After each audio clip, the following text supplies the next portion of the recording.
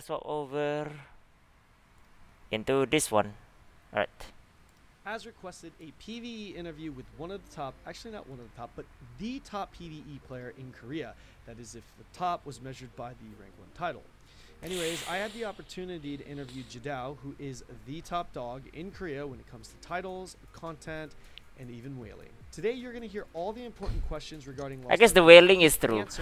including the pay-to-win mechanics. And the only reason why we were able to do so was because Jiudau was gracious enough to join me for a couple hours and answer everything I threw his way. Jiudau speaks fantastic English, as you'll see from this interview, so please do check him out on his Twitch and YouTube channels and show him some love. Links to his channels can be found in the description below, and while you're down there, you'll come across this mysterious thumbs up button, and legend says that if you click it, it turns blue.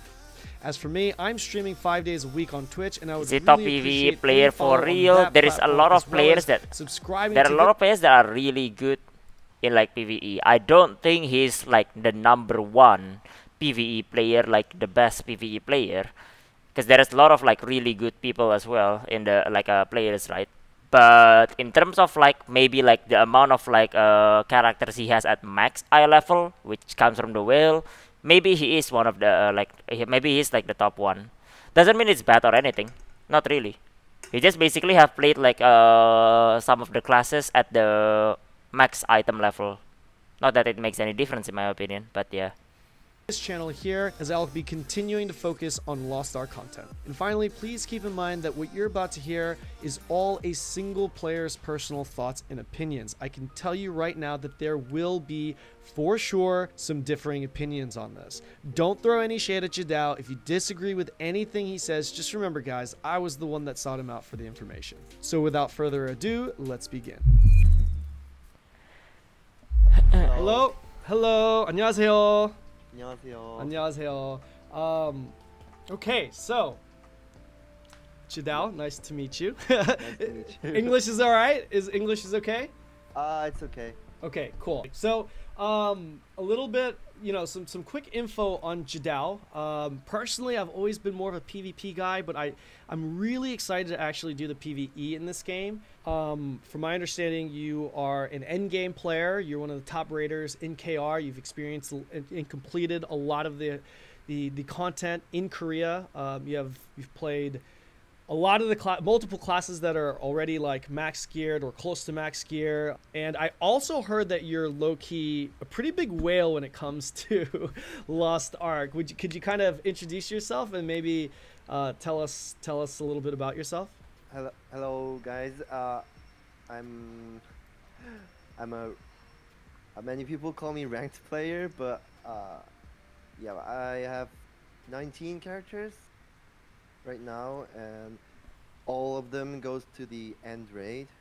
And I used to have like rank 1 of 10 characters, but since they released the average shoot after that, only my Arcana got to the rank 1 title.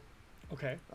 Could you could you kind of just elaborate, because a lot of people that have never played this game before are going to be probably watching this. Could you kind of explain what a rank 1 title means? It's simple. It's just like someone who made their gear level, item level to the max level, and the first one to max level. Yeah. Wow. So you were the first person that played that class to max out your gear score. Yeah, just to elaborate, by the way, this rank 1, as like Jiudau has said, is like only the gear score, which means like the item level. Doesn't mean it's like skill or anything. Not to say that Jiudau is a bad player. No, Jiudau is a really good player, because he can even clear like hell mode content with like no death, right? The no death run of the hell mode content. So he's definitely a really good player. But the rank 1 is about gear score. So yep. Shaking. I used to have 10 characters for that, but many whales got into the Lost Ark, so I just want to keep my Arcana to the top rank. Gotcha. So would you say Arcana is your main class? That's right. Cool. Awesome. Well, that sounds pretty good. So it's lower ranking. I have a list of questions here that I would like to ask you, if that's okay. All right, so let's start with some of these questions. All right, so the first one is actually a very, very generic question, okay? And again, a lot of these questions are going to be targeted towards people that really want to try this game, have never tried it, or have played it just a little bit, that would like to play it. It's coming out in the North America, European regions very soon. So the first question I want to ask you is the basic structure of PvE in Lost Ark. There are many forms of content, right? So there's like there's chaos dungeons, there's the guardian subjugations, there's the raids. Can you kind of walk us through what is considered the PvE content? Like, for example, a lot of people, when they're discussing classes, viability, this and that, you know, a lot of people are saying, well, it kind of depends on what type of content you're going for. It seems like this game, the big focus is a lot on the end game raids. So could you kind of explain kind of what the basic focus of PvE is in KR? First of all, so world first be a top PvE player is not always true, because it depends on like the number of people that are actually trying like a world first in the first place, which is not that big in Lost Ark actually. World first is not exactly that big in Lost Ark. Like you don't see it like being like a race or anything, so it doesn't always translate to that. That also, like, you know, your group might play like better rather than a single player skill compared to like that, because like a raid is like a multiple group, right? If you have like an 8 really consistent decent player, you can clear faster than like a raid with like 7 PPGs and 1 really skillful player. So that doesn't always stay true, right? Always depends on the what. So yeah, LOAWA is basically, it's like FF logs, Wowhead, and all of those stuff. It's a third-party site to actually check info basically. Yeah, 7 PPGs, it could be. Mobnim, 안녕하세요. The basic purpose of many people enhancing their gears, it's like, first of all, you need to Is Jiudau's voice really small, by the way? I can't help it because like I'm already maxed out right now. enhance your gears to get to the highest content. That's the first thing. And the second thing, you to enhance your gears, you need to like gather. You need to actually, can I speak in Korean with this? Yeah, sure. Of course. Okay. 엔드 컨텐츠까지 이제 군단장 레이드까지. Yeah, Junim speaks English really well. Yep. 캐릭터를 키우기 위해서라면 이제 재료들을 모아야 하는데. Right, see you, Kanon. 그 재료들은 이제 카오스 던전이나 이제 일반 레이드, 네, 가디언 레이드 등을 통해서 이제 그 재료들을 얻게 됩니다. Okay. 네. Yeah, so to kind of quickly translate that, he's saying that the end game content is the raiding content, and to get to that raiding content, you need to do the other, like the daily content to get enhancement materials for your gear.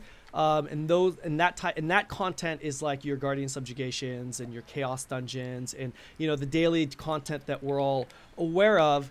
And you do that content to essentially get mats to experience the end game raid content. Is that fair? Is that a decent translation there? Yep, it is. Okay, perfect. So it's fair to say that the main focus, or the end game focus point, the whole purpose of even getting gear and doing dailies is to experience that end game raid. It's an interview with Jiudau Turak by Kanon. So yep, that's basically what it is. Do you understand all the things he told in Korea? I understand the context of it, yeah. Yep. Okay, gotcha. So how often are these raids released? No, actually, you mean the end content? Or yes, the end game content. Originally, the Lost Ark career server, they're releasing the end content each 2 months. Every 2 months. So it's like a brand new raid every 2 months? Wow. And the quality is amazing. Really? All of them, they're insane. Wow. Like just really. So how long does it normally take to complete a raid? That was actually one of my questions later, but. Okay. For example, Balton, we took about 2 days to clear. Okay. That's pre-nerf Voltan, by the way. Pre-nerf Voltan in Korea in week 1 is no joke. because like the hard one is basically it's like hell. So yeah, for people that are like in Russia, you don't get to feel week 1 Bolton. Turak get to feel it actually. I think Turak cleared already, right, on week 1. So Turak knows the difference on like a hard week 1 and hard week 2, I guess. I guess week 2 was already nerf, I think. Week 1 is no joke, Turak. What was nerf? You know, like in hell mode, there is an 8 immortality stack on the final phase, on the raid phase. That was 8 on like hard, and that was 6 in normal. So normal was hard, and hard was hell during week 1. Yeah. Third day you clear Turak, yeah. And it's I don't think like, I think that's like one of the main thing. There are other ones as well that is like on the like, you know, pre-wraith phase as well. No bouncer at the beginning. I see, I see. Only Cillians. For the yeah, it's Bolton week 1. It's no joke. In hour, we took about 30 to 40 hours. Wow, 34 hours. Yep. And most of the and they're blind, by the way. like KR are doing it blind. Overshoot, the recent one. So the focal point of Lost Ark are these insane, awesome raids. Great, but someone like you in your group, you finish it in like 2 or 3 days, and let's just give it another week or 2. You finish it on multiple characters. What then? What are you doing after that? After I finish my main character, main character. Finish the raid. On the first clear. After I go with another character to clear that. But since I finished the first raid, my teammates don't have many characters, something like that. So I need to find another party. Even also they're trying the raid, but I've already done it. So I go to that party with another character and like coaching and guiding them to clear the end raid. Gotcha. And you just pretty much do that until the next raid comes out? Yep. So it's just pretty much you finish the raid and you're just doing it for the next 2 months, and everything that you do in between then, you're still doing your dailies and all that stuff, collecting mats, collecting materials, and then rinse and repeat. Is that pretty fair to say? Cool. Is there a limit as to how many times that you can attempt these raids or do these raids? Anytime? Yeah, so yeah, for in KR as well, you basically get like 3 with level 7 jewel, because you don't get access to that at any time. You don't get access to that when you're doing like a Bolton week 1, because whenever it drops down, people don't even know the mechanic, people don't even know the raid, they have to do that. And then people are not even geared, and this is people without any set as well. Yeah, I mean like it's Argo set, but you know, so they're like, you can even say it's like heavily under geared for hard mode. For hard mode is like, yeah, there's no way. I think 2 days without sleep. No, they sleep, of course. They sleep. They just the usual, you know. Just the usual type of lockout period. Actually, it's every week. It's called week raid. All those hard and content raids, they're weekly resetted. So you don't actually have the attempts. I mean, before you since you get the 보상, get the can you interpret? I'm sorry, but can you interpret? Yeah, of course. 네, 편하시면 네, 한국말 하셔도 돼요. 네. Before you get the okay. 보상을 받기 전에는 무한으로 이제 트라이가 가능해요. 그러니까 트라이에는 제한이 없고 매주 초기화가 보상을 받으면 매주 이제 그 보상을 다시 받을 수 있는 그런 느낌입니다. 그러니까 보상을 일단 안 받으면 계속 할 수 있는 거죠. 네. 하지만 클리어하는 순간 보상을 받기 때문에. 네네네. 그래서 근데 이제 보상을 받고 난 뒤에는 그래도 보상 없이는 그래도 할 수는 있어요. 할 수 없어. 엔드 컨텐츠는 그렇게 할 수 없어. 그렇구나. Okay, so as far as there is a weekly, so 그 일주일 끝나면 다시 리셋 되는 거죠. 다시 처음부터. 네. So there is a reset on the raids every week. If you clear the dungeon, or I'm sorry, the raid, if you clear it, then you're locked out. You can't do it. You can't even repeat it for 0 rewards. If you haven't received if you haven't cleared it or received loot or rewards from that raid, then you can continue to do it an unlimited amount of times. There is no limit to how many attempts that you can have per day. Perfect. All right, so that kind of, to be honest, that was actually just more of an intro question. So let's go to the next question here. Number 2, what is a normal day like for a PvE player? I know you kind of just answered this in the first, so we can kind of go through this a little bit quickly, but what would be a normal day? Like, you log in, and what are you doing? Walk us through. My daily schedule is like I go to sleep, and when I wake up, Sleep first. I turn on my computer, I log into Lost Ark. Very detailed. I play daily stuff. I mean, daily Guardian raids. Sure. And the Chaos Dungeons. After that, I find a party that I can go, like Boughton, Beakis, Cuckoo Satan, wherever I should. And actually, that's all. That takes the whole day to clear like 4 or 5 dungeons. Right. Like, I mean, end raids. And then I go to sleep. And that repeats every day, every single day. Wow. Wow. Okay. That's not always true for most people, by the way. It's only for Jiudau and like people that have like so many characters to like run Legion raid. I kind of do that as well, because I run like Legion raid every day as well. But I think in general, if like you're like a standard PvE player, you probably have like one or two character that can actually run Legion raids. So you don't actually spend that much time raiding every time. Most of the time, you actually spend your time on dailies. Most of the time. So yeah, unless you're a whale as well, then maybe you're like a Jiudau then. Yeah, me and Argos and Volton, always dude. Always, every day, fine. Always. Okay, and I've been doing that for like over 2 years in Lost Ark. Wow. That is some serious dedication. So can I ask you, you said, so you do your dailies. That's a big part of progression in this game, to get enhancement mats and to upgrade your gear. How long would you say it takes you on a daily basis to finish your dailies? Yeah, the game have guilds, yes. For example, Chaos Dungeons, you got to play two dungeons.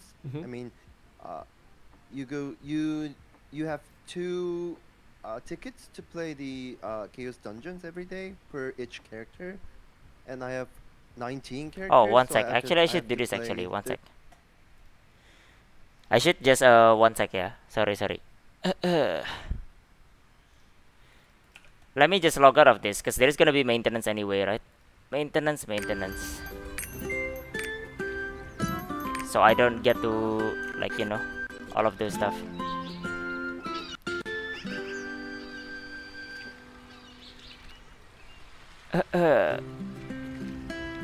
Okay, we're back now. We're back.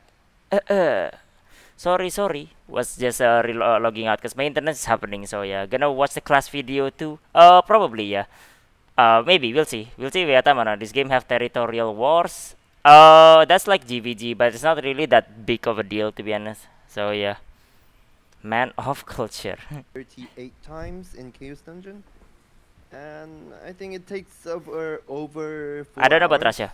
4 hours. Wow. Okay. for the Chaos Dungeon. And the Guardian raids, you also have 2 tickets per each character, and I've got to do the 38 times, and it takes about 6 hours.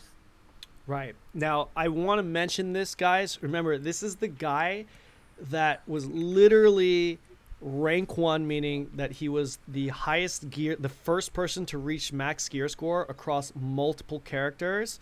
So like this play schedule, of course it's his personal play schedule, but this is really the min max. This is really, like, if you're trying to be the #1 PvE player Kirito style, this is this would be the benchmark for it. I don't know about that, man. I don't know if the benchmark is like the amount of money you spent to get, like, let's say 9 characters into like 1575 or 1590 at this point, I guess, because that's the max item level. But I don't think that should be the benchmark that you actually do. I don't know. I just don't feel like that should be what it is. Have to pay money, yeah. No, I don't really think so at all. I don't agree with that statement, to be honest. Not really. Like just because you have like the highest item level doesn't mean you are rank 1. You're rank 1 in gear score, yeah, sure. But are you rank 1 player of that one? That's a different case, right? Because you might not be the best player. You can get out DPS by like people like 60 item level under you still, just because you didn't play as good as the other one or something like that. Because like the difference between like this last few item level are usually not that much. Usually only a few percent. So, you know, it is what it is. What are the importance of life skills? So life skilling in the West is always something very, very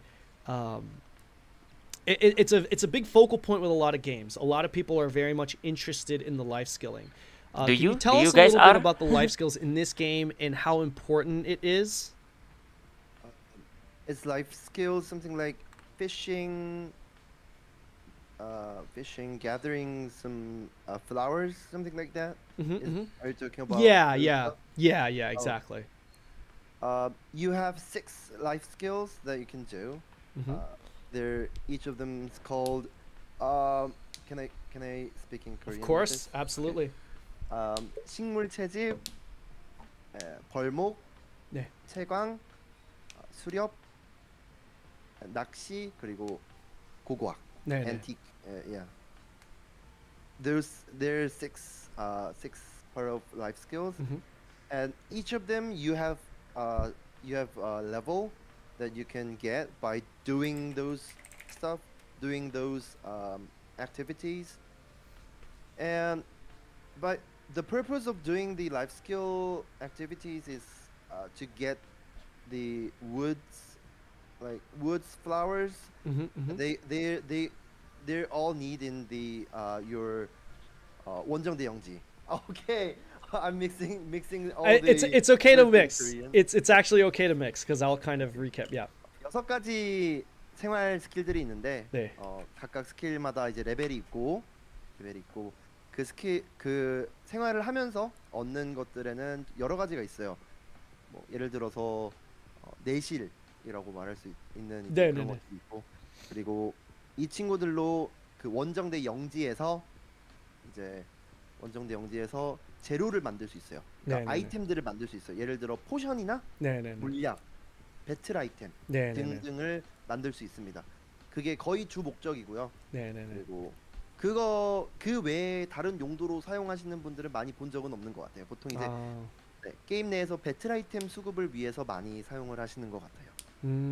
그게 이제 만들면서 돈을 좀 많이 벌 수가 있는 거예요? 아니면 그냥 개인으로 쓰기 위해서? 사용하기 위해서 만들 수도 있고, 이제 그냥 요 활동을 하면서 얻는 재료들을 그냥 팔아서 골드를 수급을 할 수도 있습니다. 그 골드를 꽤 많이 되나요? 아니면 그 정도까지는? 그렇게 큰 비중을 차지하진 않지만 어느 정도는 나오는 걸로 알고 있어요. 알겠습니다. So life skilling, guys, there are 6 different life skills. If you don't know what they are, Google's your best friend. So yeah, so that's no secret, right, guys? So there's 6 life skills in this game, and when it comes to life skills, you're essentially the main focus of doing life skills are to get mats that you're going to be using to craft things like potions and pots and battle pots and things like that. That's pretty much the focal point of life skills. It's pretty much the point of it. And then I went ahead and asked him, okay, like, because you could obviously sell those potions and stuff like that. Is it something that's very profitable? And he says it is profitable, but it's not something that you're gonna just be like the richest person on the server. You know, like it's not to that degree. It is pretty profitable, but nothing like super insane. Nothing to that degree. But the vast majority of the people, they do life skills to be able to craft those pots and items that they need for the raids. It depends on this, to be honest, on the life skill, yeah. One sec. So I don't have a striker build. So for the life skill, right? I mean, like the main thing of it is, yes, is to craft like battle items or to sell the materials itself, right? And like it said, like it's not that profitable basically, right? Doesn't mean you're gonna be the richest person, but life skill can make you the richest person in a way, I guess, except against whale, I guess, in a way. Like it depends on like how you use the information that you have to do the life skill, because some of the life skill material are very expensive. and it is pretty rare. But if you know how to work around it to basically get mainly only on those rare items, you can get a lot of gold, a lot of like in-game currency through life skill basically. And that's how like I mainly get my gold actually.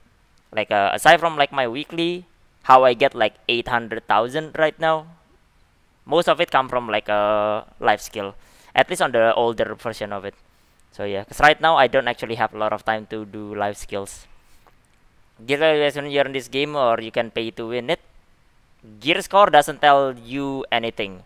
Gear score just tells you, oh, this guy is higher item level. Does it mean you're gonna be experienced? Not at all. Does it mean you can one-shot boss? Not at all. If you mess up mechanic, you just die. It doesn't matter what item level you are. So yes, it's really nothing. So yeah, it's a good champ change. It depends on how you get it, fine. Because back in like 1340 item level, I through life skill I generate like around 20,000 gold every 10,000 you know, 10,000. No, probably not. Maybe like every week, I guess I should say. I think that's more accurate. Because I was selling freckles, pine, and freckles were like 500 gold per 10 stack. Thought you still do life skill like before? No, at this point I don't have enough time to do it. Or I just do the housing life skill. Here is the thing about the life skill, right? This is for the NAEU people here. If you have a farm that is in your housing, right? You can do life skill over there for like maybe like 15 minutes and you'll be done. And with those life skill from the farm, you can craft a lot of the battle items for free. The catch is those battle items are strictly just for you. You cannot sell it, you cannot trade it. It's just for you. Alright, alright. See you, see you. So yeah.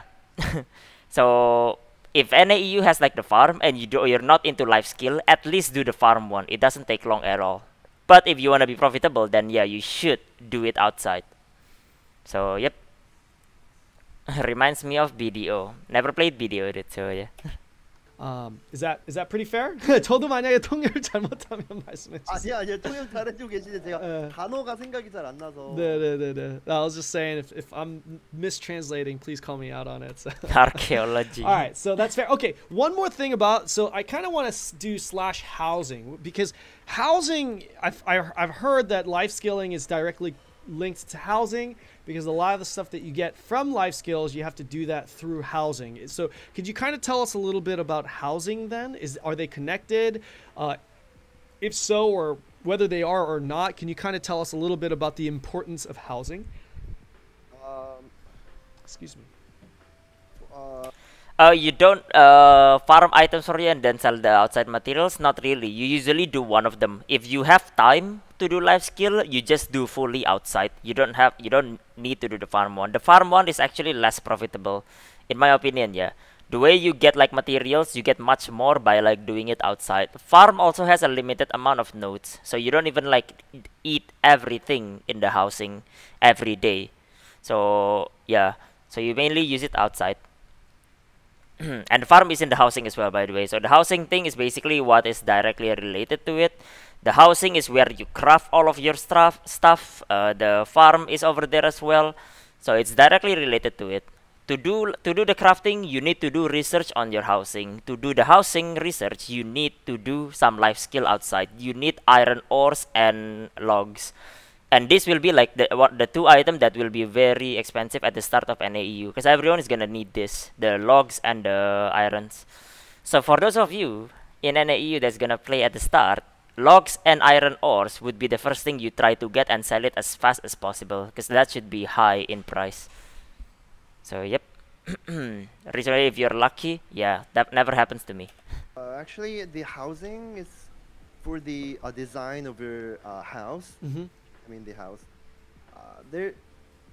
It's not very important, but you can invite your friends to your house and show your housing stuff, like show your furnitures in your house. You can make all those furnitures with the life materials. Skills. Yep, life materials, and you don't need to buy them in cash or something. It's not. You don't need to pay for the furnitures. You only need to just do the life housing.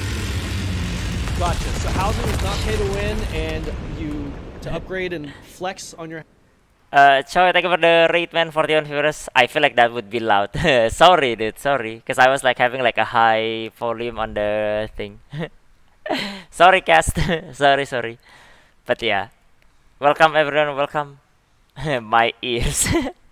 Level 50, you're gonna have a lot of iron of logs. You farm them, then selling it on the auction. Kinda, yeah. It's a good start of the. It's a good start for NAU basically. If you had life skills, Swain, just do the farm one. Takes 15 minutes. If you don't have time for that, then take off your daily. Do the 15 minutes one. You get rest bonus from daily anyway. Housing, you do it through life skilling. Perfect. Yeah. Okay. And also, thanks, for Choi. the housing, you can upgrade some what do I have to say about this? You can upgrade some housing stuff, and also your character. Hi, Dream. 오케이.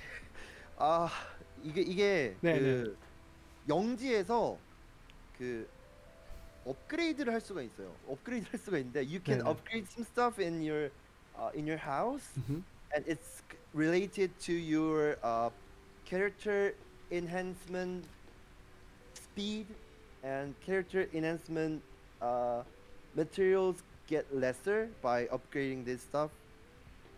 그러니까 만약에 네. 제가 무기를 업그레이드를 하고 싶으면 이걸 업그레이드를 하면 제가 그걸 들어가는 그 재료들이나 그런 게 좀 싸게 네네네네. 그렇거나 그러면 다른 거는 그 이제 뭐 예를 들어서 그 집에서 무기를 업그레이드를 같은 거를 할 수 있잖아요. 그 무조건 어느 정도 집을 키워야 되나요? 왜냐하면 그걸 무기도 집에서 업그레이드를 할 수 있는 거 있으니까 아니면 there's no limit if you don't, but like if you don't upgrade, it doesn't matter about your enhancement level or something, but you can put lesser materials and lesser golds, lesser stuff by upgrading your some skills in your house. Sure. Yeah. So the housing system, to kind of get you guys up to speed, the housing system here, by upgrading some of the things that you do through housing, that's probably a better way of putting it. It allows you to enhance your gear with less cost to the actual enhancement. So like let's say it costs you like 100 crystals to enhance something, right? By upgrading that specific thing, you can have it so that it requires less crystals. So discounts essentially. It's to elaborate on this, specifically only for alts, not for main character. Your first character is the requirement. So your first character, usually your main character, will not get the discount. It's only for your secondary character to get the discount. You know, alt-centric game and all. So yep, we'll get there, Steve, later. $700K, yeah, $700K on gear score and multiple characters. Yep. Dr. Lizard, thank you for the follow. Welcome. Though the game is free to play, it is free to play. Doesn't mean you cannot pay for it. So yeah, and it means nothing as well. If you like, you see like how much money it actually people have to actually spend to actually be ahead, and people can still reach there as a free to play. So yep, not thank Dr. Lizard. All right. It really doesn't mean a lot, to be honest. So yep. Right. Okay, so outside of that, is there anything else related to gear, to your actual gear with housing? That's all that I've told you, but there's called 훈련소. 네. I mean forge. Forge, okay. Okay. Yeah. You can, if you already, for example, if you already have 60 battle level, 60 battle level of one of your character, you can put some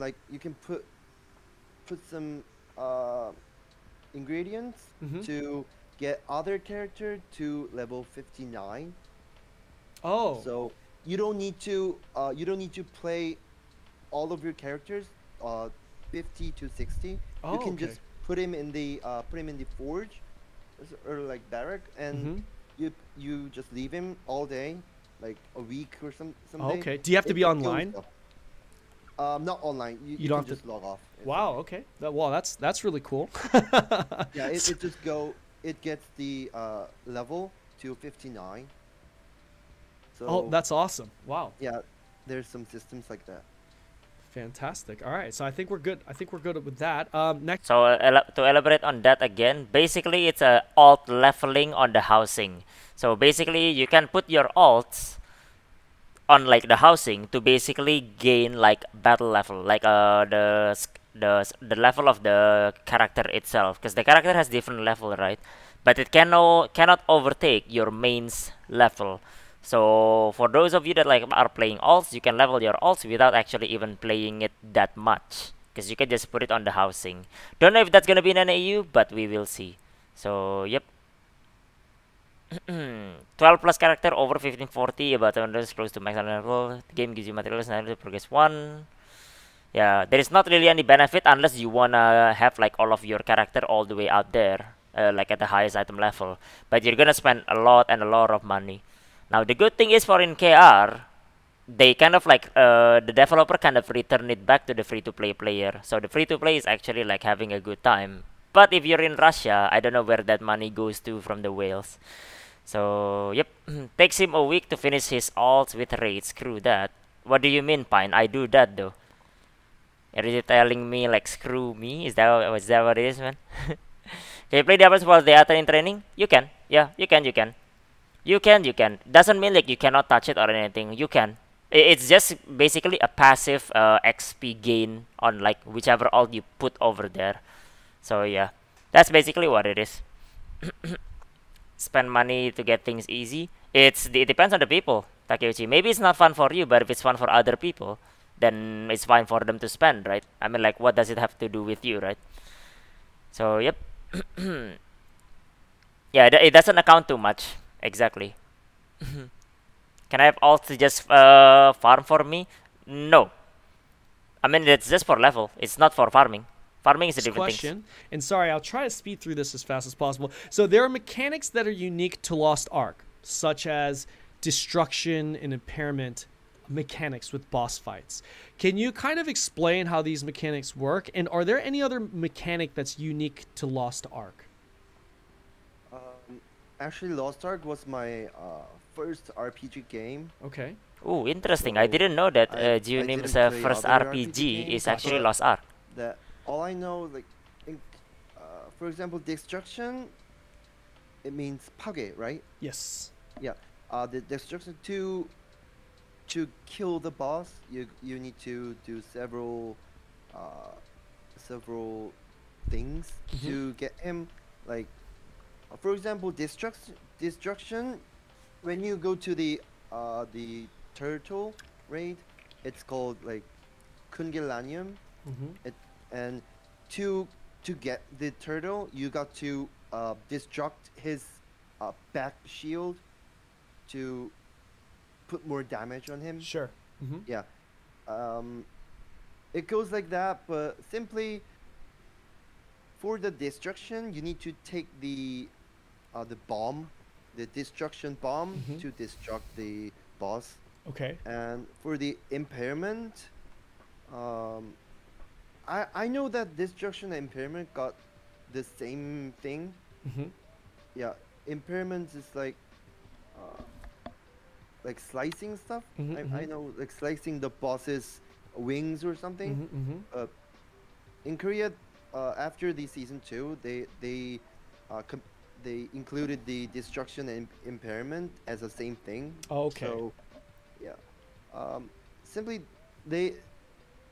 to put more damage on the boss, you need to destruct or impair him. That's the simple mechanism. Gotcha. I know. Okay. Gotcha. That's totally fair. Gotcha. Okay, cool. So next question would be... Wait, that's it? I feel like this explanation is very like vague, to be honest.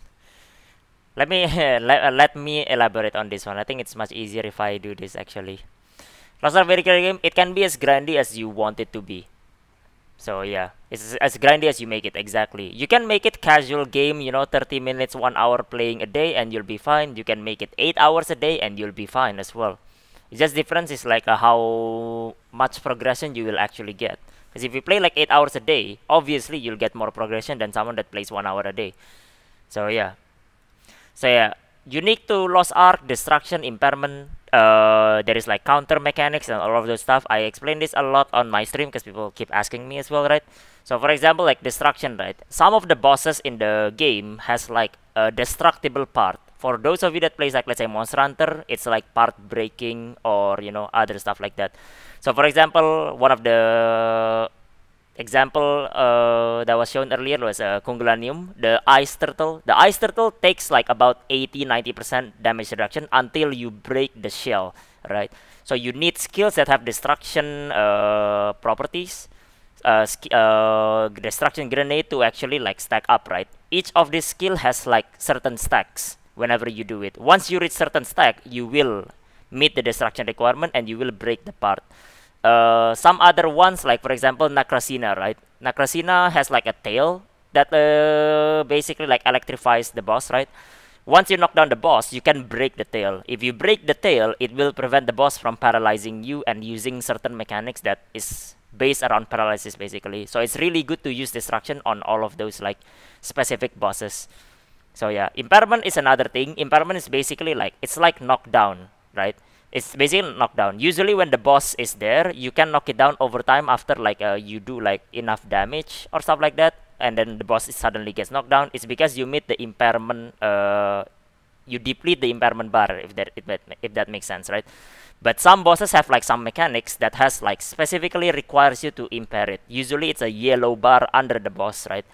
Yellow bar under the boss, and then like usually it's like a short time mechanic where you have to impair the boss using like a skill with high impairment value of it, and then try to impair it until it goes down. If you fail it, usually the boss just wipes you or something like that, or maybe kill someone depending on the thing. So again, impairment is the same thing. It's like destruction but in a different form basically, with a skill that needs impairment, high impairment level, or whirlwind grenade, tornado grenade that has like a high impairment value. The other one is, I guess, counter, because counter was not exactly explained over here. So counter is basically like some bosses have a pattern that makes the boss turns blue, and then you have a skill again that has like a counter property in it, right? You have to hit the counter from the head, and you will interrupt the boss if you hit it during like the blue glow part. You don't see this like this. You don't see this quite often, but you will see it later on. Whenever the boss glows blue, you can counter it and then knock it down for like a free knockdown, if that makes sense. React Andy. Yep, React Andy. The boss fight of the team reminds of Viennese days, eh? Counter it, Andy. Andy never counters. How long do raid clears take from an average group? I know that you kind of mentioned earlier for you, normally it took you and your group maybe a couple of days. What would you say would be an average for just, you know, just not like super casual people, but people that are, you know, playing this every day, but maybe can't play it 6 hours a day? You know what I mean? Like the average person. So casuals. To the Guardian raid. Oh no, sorry. I meant just the raids. So like the end game raid content. Yeah, like, because it's obviously very difficult to do, right? Is how long would you say a normal group would take to finish it? It depends on the difficulty on the raid. For example, the recent raid Abershut takes about 3 hours with all good people. No, not good people. Geared people. Geared people. Yeah, geared people. Okay. It takes about 3 hours to clear the whole raid. Right. And the Bekis, it takes about an hour to clear it. Gotcha. Including other raids. Right, and it's got to be, if it's a 3 hour raid, it's got to be a good 3 hours, obviously. So like, that would be random, right? So maybe your group, it'll take you 2 days. Another group, it'll take them 2 weeks or something. Is that? Yeah, but you guys are Pve Gasol track, that's why. Is that fair to say? Yep. Okay. All right. So the next question is, what are the must-have classes in a raid, if there are any? It could be very very sensitive question. We could keep it broad though. So like, for example, I don't know, because again, we're assuming that people don't know anything about this game. Maybe it's like, for example, in a raid, you absolutely have to have 2 people playing a support class, like a bard or a holy knight or something like that. You know what I mean? Like, maybe we can kind of keep it a little bit broader. You don't have to say, oh, you know, striker, like no one wants a striker. I'd rather have a blade. Not like comparing, you know, melee DPS, but just in general, as far as like the roles go. Are there any must-have classes in a raid? Generally, you need 1 bard or the 1 holy knight for each 4-man party. That's the basic thing. But all the dealer classes, I mean DPS classes, don't get abandoned for the some raid particular raids. You don't get abandoned. So I think supporters gonna be the must-have classes for every raid, but it's not fun. I don't recommend you guys to play the supporter if you don't like to play. Really? Why is that? First of all, if you don't have your partner DPS class, you need to play all the raids solo. I mean, including the Chaos Dungeon, the raids. But you can go to matchings. I mean, you can go with the random people, but you can have like some troubles with those people. For example, there's some towers that you need to solo play to get some materials for enhancement. But the towers, it's very hard for the bards and the holy knight because it's not set to be DPS, but you need to clear that dungeon and you need to kill the boss. Right.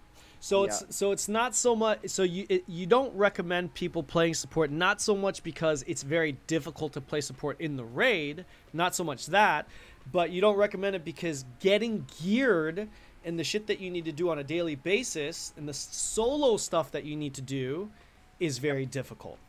Yes, that's right. Gotcha. I don't think it's very difficult, to be honest. Because I did play Holy Knight already. I don't think it's very difficult. Yes, it is more difficult because like you just do less damage. In general, that's how it is. I don't think it's that much difficult though. So yeah, it takes longer, but it's not difficult. It just takes longer. And I guess if that's not your thing, then yeah. I mean, like the solo stuff is actually like a small part of the game anyway. So yeah. Holy has more damage. Try Bard. Yeah, I mean, like I get it. But does that make it more difficult? I don't think so. It just make it slower. So yeah, there goes with some people who thought of maybe playing support. I mean, it doesn't matter. Doesn't matter to me. So yeah. It's just stupid. I don't know. I mean, like in my opinion, those kind of content tower and stuff like that is just stupid in general anyway. So who cares, right? But I mean, like if you care about that, then I guess yeah, I guess you can do that one. But you can have an alt as a DPS, like a DPS alt, to finish those for you. So get an alt DPS then, right? Most of the time people will get there anyway. If they main support, they probably have a DPS alt to basically do the tower for you or stuff like that. So yeah, even in Chaos Dungeon, I don't think so as well. Have you seen like a bard doing Chaos Dungeon or Holy Knight Chaos Dungeon? Yesterday I just did it actually. No issue whatsoever as well. You can wait until you outgear it as well. It's another way. Totally fair. So kind of elaborate. So it sounds like to me, if there is a must-have class, it would definitely be a support class, like a Holy Knight or a Bard, or aka Paladins, they're going to call it in the States. And as far as the DPS goes, you're not going to really be abandoned or discriminated against based off of the class you're playing. They're all the dealer or the DPS classes are all pretty good. It's not an issue on what class you really want to play if you want to play DPS. Is that fair to say? Yep, that's right. Perfect. Okay, so I think that's great. I think it's fantastic. That really allows everyone to kind of play the classes that they want. Can I ask you one question in regards to that, though? You said ideally maybe have 2 supports. In a best case scenario, like let's say you're really rushing to be server first, world first.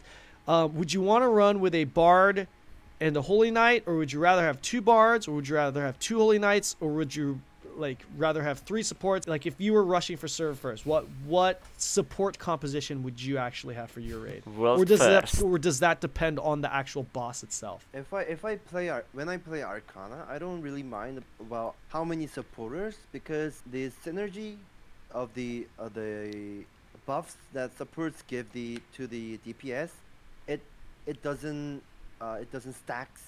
Do you know what I mean? Yes, what I want to it say? doesn't stack. Yeah, correct. Yeah. Yeah, it doesn't stack. So each you only need 1 supporter for the 4-man party. So Okay.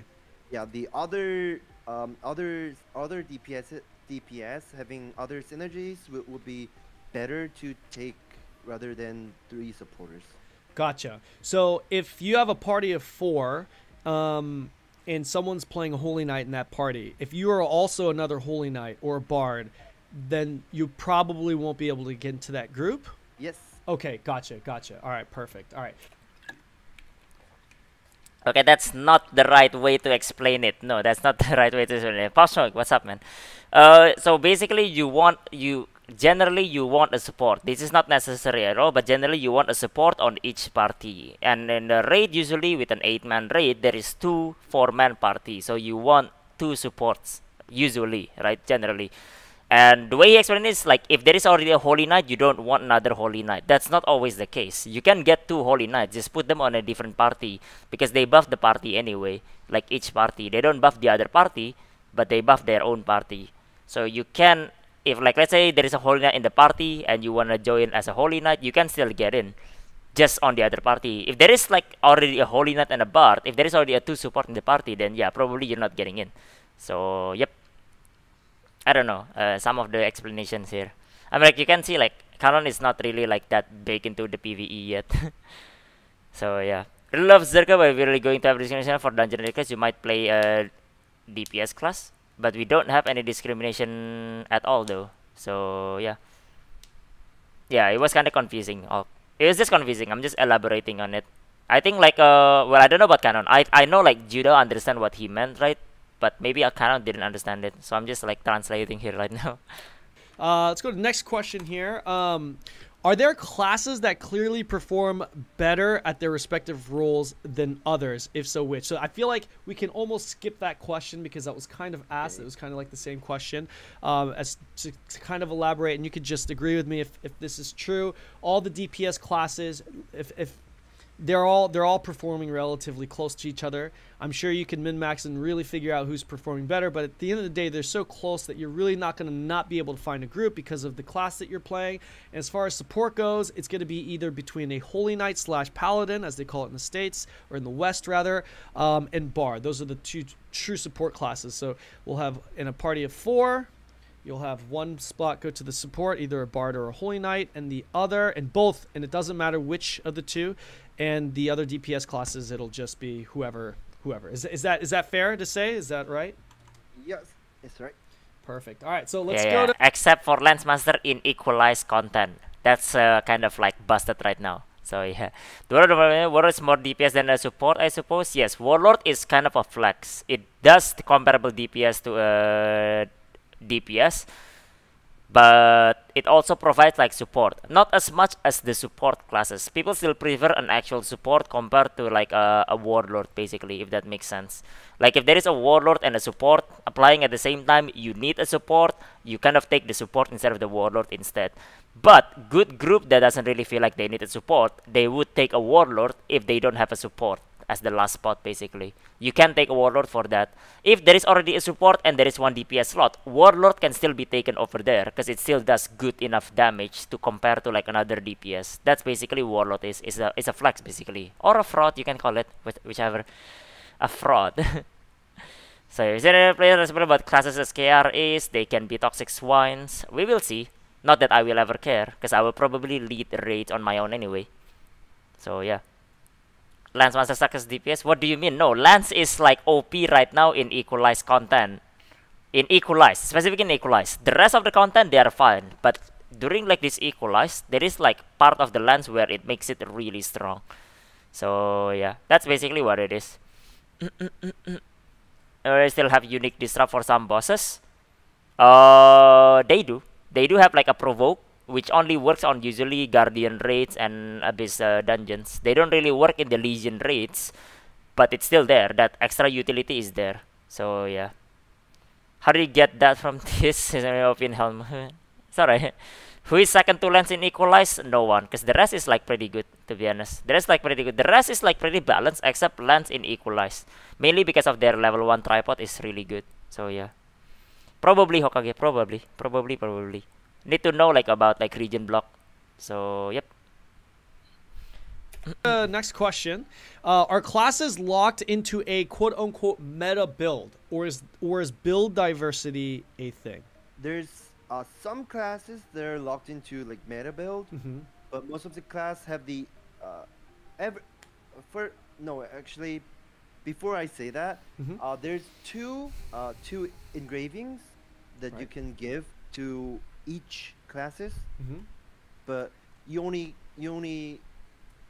there's some classes that can use both of the class engravings, but some classes they're locked into one engravings because the other engravings doesn't work very good. So there's some classes that are locked into the meta build, but most of the classes can use the various of the settings.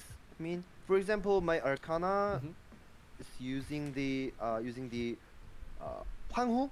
I mean, I don't know what it's called. What's the word in English? But yeah, that's okay.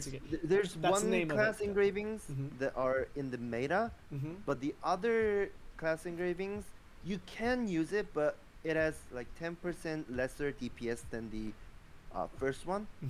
So there can be some DPS differences, but it doesn't really matter because I think the RPG means what you want to just play, what you want to play. Sure. I mean, like, if you like, you don't need to like listen to other people saying about these classes. Just if you like that class, you can just play that class. Okay. But, so it sounds like to me that based off of engravings and not so much gear, but more so engravings, that there certainly are templates. But to say that every class is, and there's obviously a little bit of variance from each class with this, but generally speaking, there's a template for builds, but specifically, it's not like a single build. You know, it has to be these specific engravings, and it has to be built this specific way and use these specific skills. It has to be played this specific way. It doesn't seem like that is really the case. There is a little bit of flexibility with how you want to build the character, but to a certain degree. Within that template. Is that fair? Or is that kind of what you're saying, or? Good. And also, even you can go the DPS with Bard and Holy Knight. And you can even go like a DPS build. Right, gotcha. Now, if you did go on a DPS build with like let's say a Bard, would you get discriminated against? Like, would people try to leave you out of a party, or is their DPS builds just as good? It has almost same DPS as other same gear classes. Wow. Okay. Well, that's I've done it in the Kuku Satan, the recent raid. Yeah. Oh, you've actually done it yourself. Okay, wow. Yes. So if you were to play a DPS Bard, then would you, because remember earlier you said you wouldn't really recommend support because of all the stuff that you have to do, you know, like solo, but if you're playing like a DPS Bard, you wouldn't be considered a support, so that would be fine? Yes, that's fine. Okay, cool. Yeah, this is heavily out of context. Heavily out of context. I can elaborate on that. We'll just do it like from the start, right? From the start. So I mean, like for the meta build, right? The classes usually have like 2 class engravings. For those of you that don't know, engravings are basically like, it's like a passive thing that changes like how things work, right? Usually it's just damage increase here and there, but usually there are class engraving. Basically, it's a class passive that usually changes how the class plays, right? Each class usually has 2, right? Some of the time, like for example, Berserker, like one of them is basically just like bad. You don't use it, so basically you're kind of locked into the other one, basically, right? Now, in terms of that, you build around that, but that doesn't mean you have one build one skills. Like the skill still has variance. Basically, you can still build it very like with a various skill. Doesn't mean that you're locked into like specific skill.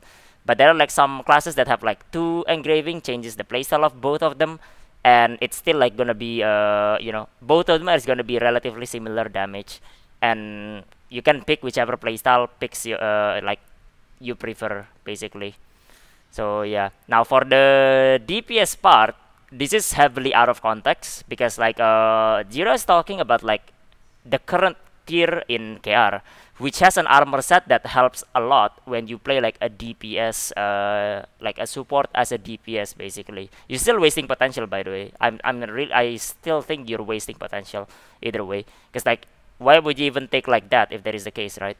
But it's specifically only in tier 3 with specific set, specific build. It's very specific circumstances basically, which is not gonna be what NA is gonna be like that. And if you think like, oh, he said that so I can play like tier 1 DPS Holy Knight, DPS Bard, well, I mean like maybe some people that are clueless will accept you, but not me. So yeah. Yep. So it is very out of context. You need to take that into consideration basically. So yeah, you can play it. I'm not saying you cannot. You can, but find a group that actually is clueless or okay with it. So yeah. Toxic. You must be new around here, Sphero. Must be new. Can you explain ability stone engraving? You just forge it, Pop Smoke. You just forge it on the thing. You know, you can just. It's a lot of things to explain basically. You can just read whatever it is that they explain to you. It's as simple as that, to be honest, and you would understand how it works. Alright, let's That's go. why Korean support users have the 2 settings.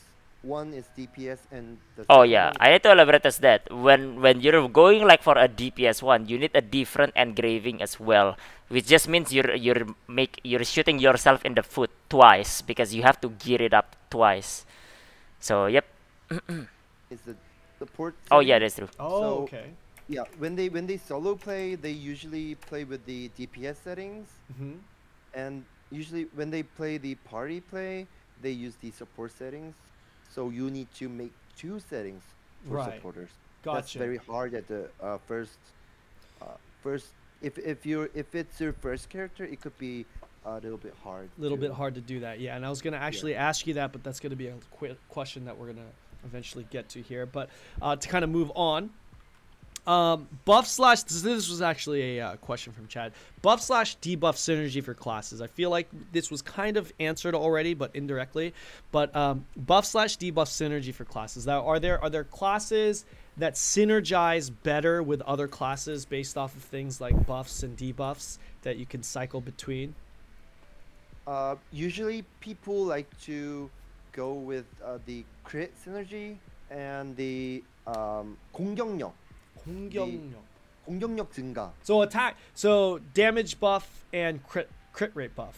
Yeah, damage buff and the crit rate buff, and also it's similar to the damage buff, but there's a buff that gives your the 이게 공격력을 늘려주는 버프가 있고 네네네. 보스가 받는 피해를 늘려주는 버프가 있어요. 그러니까 우리 네네. 팀의 공격력을 올려주는 버프가 있고 네. 보스한테 디버프를 걸어서 받는 피해를 증가시키는 아, 그죠. 예. 그거를 영어로 Okay, so he's saying the 2 buffs. He's having a hard time figuring. So there's a buff that increases the party's damage, and then there's another buff that increases the amount of damage taken by the boss. So he's trying to figure out what the word is for that. But yes, got it.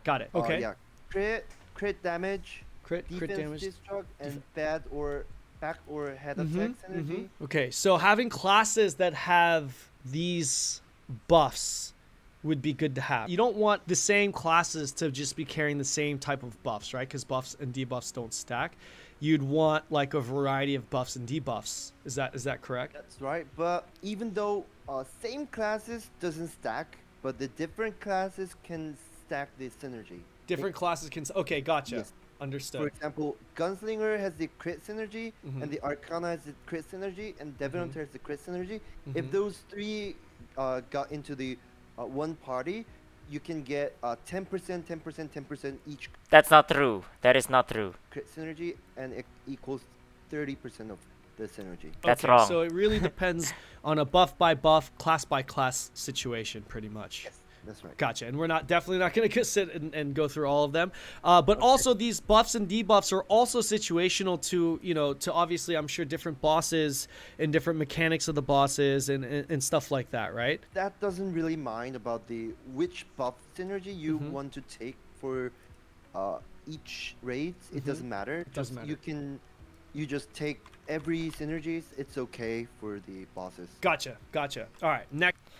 They are pretty expensive patches, but it depends on like how high you are. If you're in the lower tier, then I guess it's not that expensive. So yeah, DH and Gunslinger does not stack. Arcana does stack because DH and Gunslinger are practically the, similar enough class. You have the same skill that actually applies that synergy. That one does not stack. Arcanas stack with Devil Hunter. So yeah, female and female counterpart for their synergy buff gets counted the same class, so they don't actually stack. So yeah, and there is a lot of synergy, I guess. Armor destruction, critical damage, back and head attack, and then like attack power buff, and yeah, all of those stuff basically. As long as like basically the class is different, not their like gender unlocked version, by the way. So DH Gunslinger kind of like counted as the same. They stack on their buff synergy. If you wanna see like the buff synergy specifically, you can refer to Saint's Guide, and there is a section where it shows like what are classes buff and debuff synergy. Next question. Now this is a question that I've been asked quite a bit actually. So, do some classes scale better than others? And I'm not talking about like, oh, this class is going to outperform this class, because we've already established that all the DPSs are pretty similar, right? But how are there classes that scale better and worse at higher and lower gear scores? Higher gear required for some classes to perform. For example, I've heard that there are certain classes that don't perform as well at like a lower gear bracket, but then when they hit higher gear brackets, they perform just as well, or something like that. How is this? Can you kind of explain that with the scaling with classes? There's a tripod in your skills. If you choose one skill, there's a tripod, 3 tripods that you can set up. Sure. And each tripod has level 1 to 5, but some tripod has like limited to 1. At the low gear level, you only can set up the tripod level to 1 or 2 or 3. But at the high gear, I mean the end gear or high gear, you can make the level to level 5. Okay. But every tripod doesn't have the same effects. I mean the same 단계가 같은. It's not proportional, I feel like, is what you want to try to say. Yes, that's right. It's not proportional. So some tripods, some skills, some classes can be higher than others. Gotcha. And simply Arcana has the tripod that main skills called Celestial Rain or Secret Garden, and on that skill, in that skill, there's a tripod called you get more critical percent on that skill.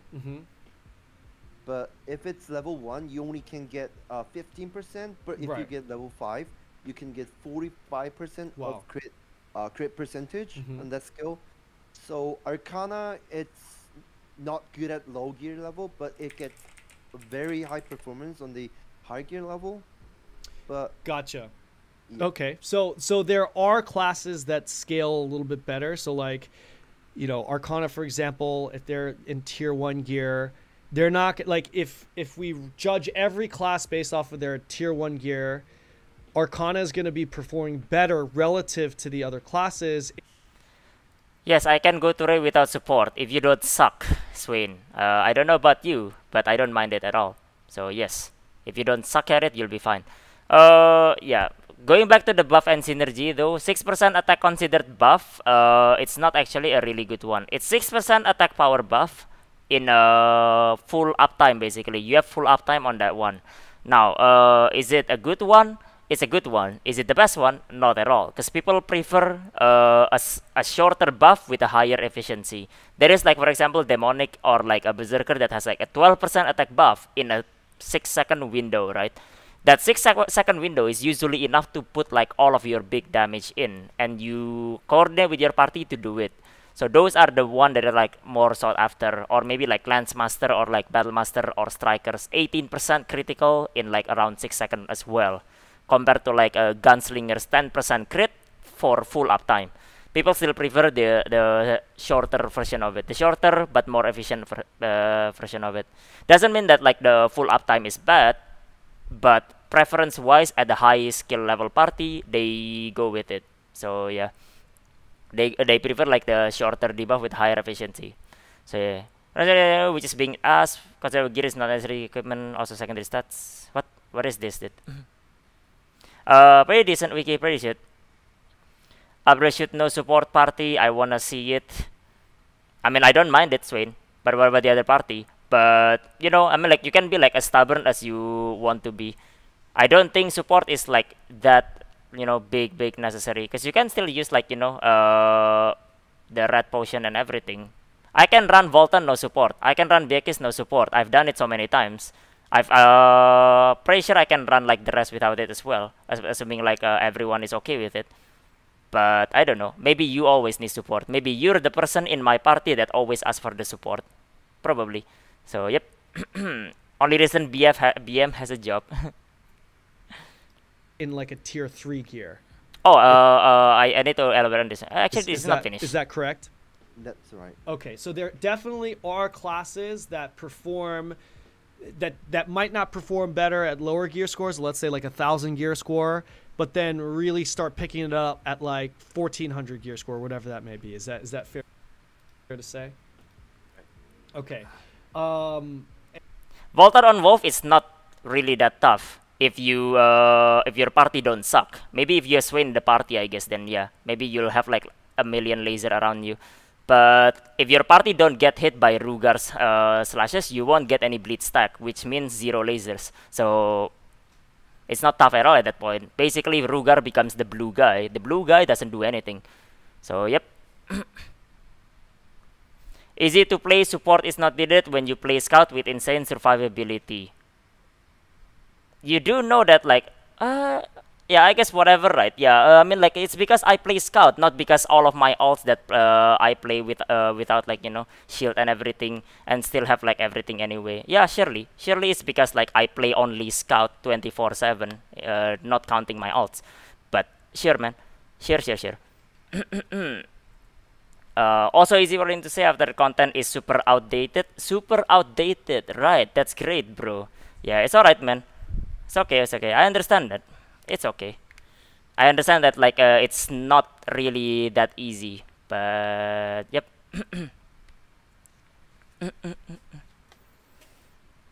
Yeah, it's okay. If you think like support is always needed, then yeah, sure. And that kind of leads me to the next question here, which is, are there classes that perform better at tier 1? Okay, for the higher gear though, the classes that scale better. There are classes that like scales better. For example, like if you're in the striker and in tier 1 as well, then yeah, like for example, a striker requires like some runes, right, to work better with the identity. Striker won't be that great in like tier 1 because you don't have those runes accessible in the first place. Same with the tripod, like what they say earlier, the tripods, right? Level 1 tripods does not have like a good efficiency, if that makes sense. There is like for example, for Reaper or earlier for the Arcana, level 1 tripod gives you like, let's say, 15% critical, while a level 5 tripod gives you 45% critical. There is a massive difference for that skill, right? So yeah, it's just like a difference on that one. There are classes that scale better. There are classes that doesn't really need that much to actually like achieve a higher ones. So yep. So there are classes that scales better. But is it required? Not really. They just like they just become better at the higher time. So yeah. Did I tune at a bad time? Not really. Which class do the most of the big number boss on boss? Striker, Reaper? Right now, probably Striker or Sorceress at this point right now. So yeah. It's not Blaster. No, it's not Blaster. Doesn't Wrestling hit like a truck if you want big numbers? Have you seen Striker's numbers though, Soltrek? Striker's number is pretty crazy, and so is Sorceress as well.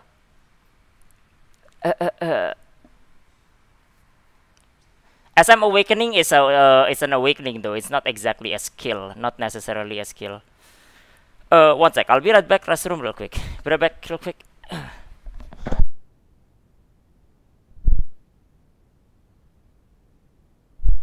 Okay. I'm back. 112 million. Yep. Then at tier 3 raid gear, because apparently there are different set effects. Is there like a slight, and again, I know that all the DPS classes, they're all very close to each other, but is there a little bit of a shift in class performance when we get to that? Honestly, to say, tier 1, it's not a very important stairs. I mean, it's not very important tier. Sure. Yeah, but since it's gonna be released in the Europe or the North America, it could be very important. But sure, since the tier gets higher, you are going to make more classes. Like, you're going to make more characters. Like, I haven't been playing in tier 1 and 2 for so long time. Right. So difficult to remember. I can't. It's hard to say what's better and what performs better. But that's fair. That leads me to speak, like, say that just play classes that you want to play. Sure, of course, absolutely, and that's totally fair to say. So going on that, this kind of sub. Okay. Yeah. Same mention, we don't take a support, the over damage lower, do not have a damage that they provide. Haven't seen anyone else say that. I mean, like, it's not wrong. But I mean, like, what you say is basically you must have a support, basically, right? You must have support. Basically, you're implying that, like, if you don't have a support, the party cannot clear. Party, like, raid cannot clear. And you also said, like, Cook Satan, Biakis is also outdated content. So, I don't know, man. It's just you, I guess. LM got tier 1. Got tier 1. Question.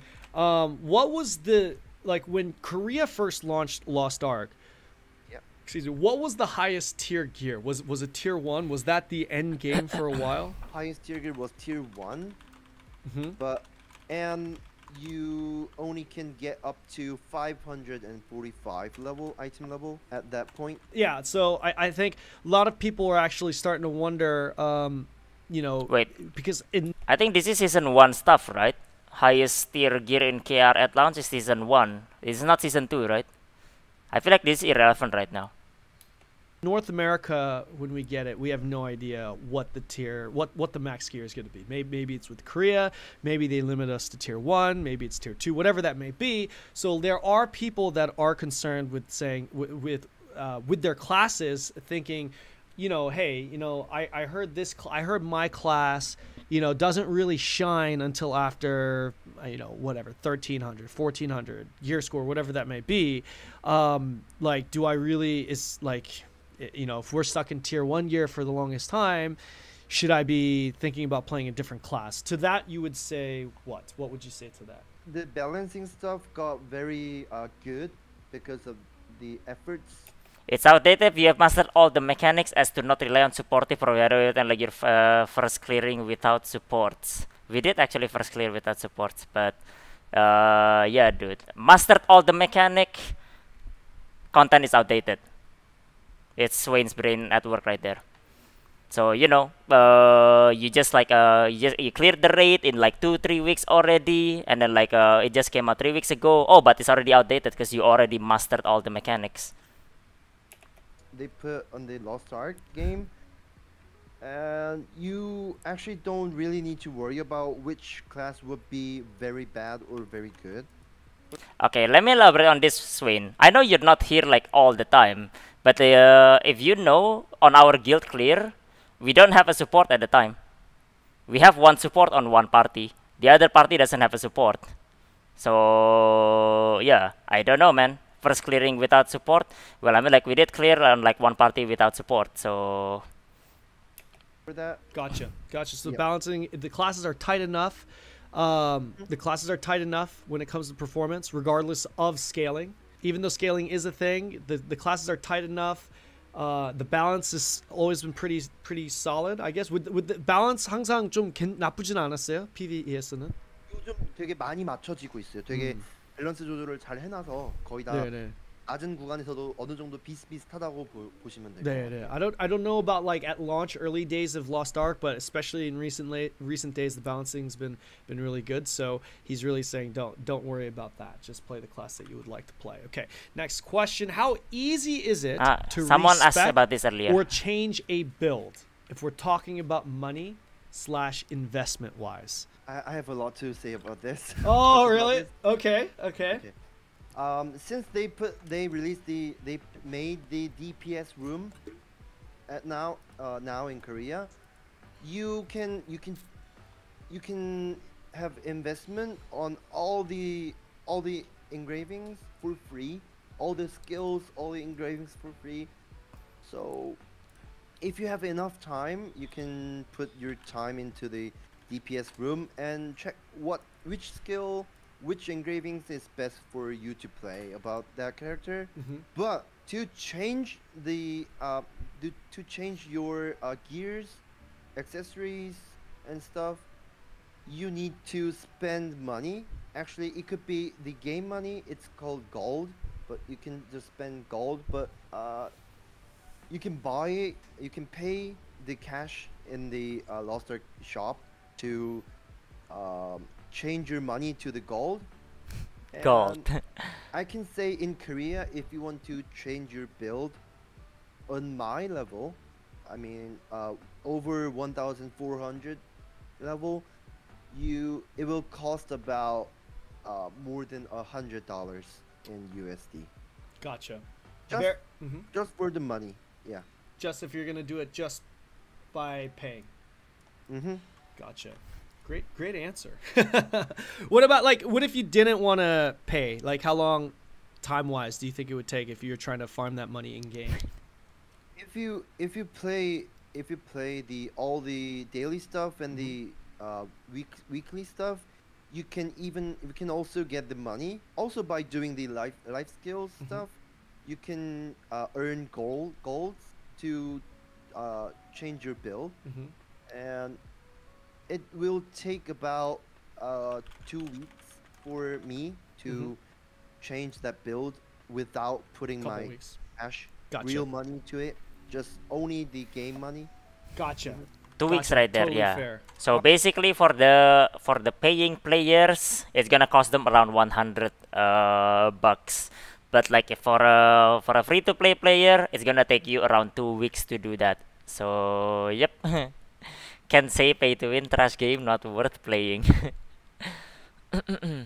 10k a month to be relative. I don't know about that one, dude. Don't play unless you are a millionaire. I don't know. I'm like all of the things you can get easily by playing the game, but if you don't wanna put effort, you don't wanna put money, you're in the wrong genre in the first place. You're not supposed to be playing MMO. So yep. All right, totally fair answer that is. Okay, next question. Is it possible, this is the big one, right? Is it possible to play this game completely free to play and finish all the PvE content? Is it possible to be free to play and be competitive?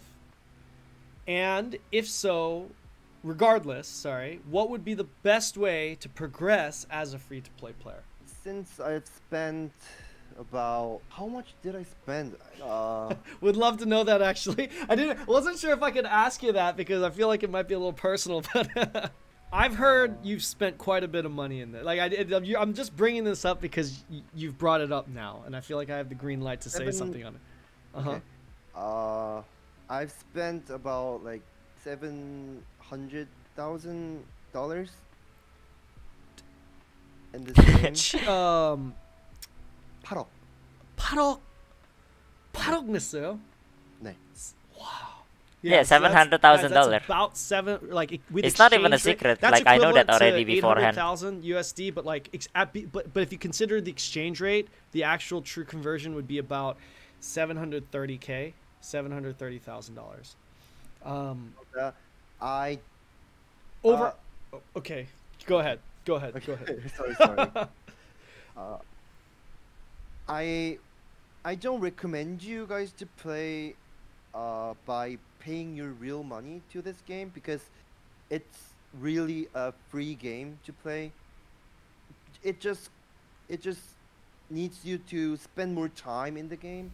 It doesn't need you to spend your money to like to actually if you spend your money, real money to this game, like many people say pay to win, it's not you can't say like pay to win because you only buying the time, not the other things. Mm-hmm. Like, You're buying time, not gear, essentially. yeah, Mm-hmm. but also it could be the same thing because you can buy the accessories or you can upgrade your gears by going to the end raid using money more faster. Mm-hmm. So I feel like a lot of that money was spent because you wanted the rank 1 titles. Is that That's true? right. Yeah. Gotcha. So let me ask you this. So he spent the money to get the number 1. He spent 700k in the span of 3 years, and also like basically keeping up like every time like he needs to spend it to get the number 1. He keeps doing that basically. It's mainly the way you do it. That's basically how much you have to spend to basically like get max item level every time the gate is lifted, because you're hard gated by content anyway, right? So all of the money that you use is actually going down the drain. Like at this point right now, he probably spent like, if like let's say speaking of current tier, right, he spent maybe like what 100k, maybe even less actually, right? And then like most people can get there with free, because like people just get the free upgrade later on. So yeah, game is up already. I see. Later I guess. In regards to that, you've spent a lot of money in this game, and that was over the span of how many years? 3? Is it 3 years? A year. A year. Oh, it's a year actually. You've only been a year? Sino I've ba been more tap? playing it for 3 years without spending any money, but Oh. I got very excited when it comes to season 2. When it came to season 2, Okay. so I've been spending money since last year, August 15th. It's almost a year. Okay, No. so great, fantastic. So you have the perspective of a free-to-play player for season 1 and a whale for season 2, right? Yeah, that's right. So Oh, interesting. let's talk about that. At the end of season 1 versus where you're at now.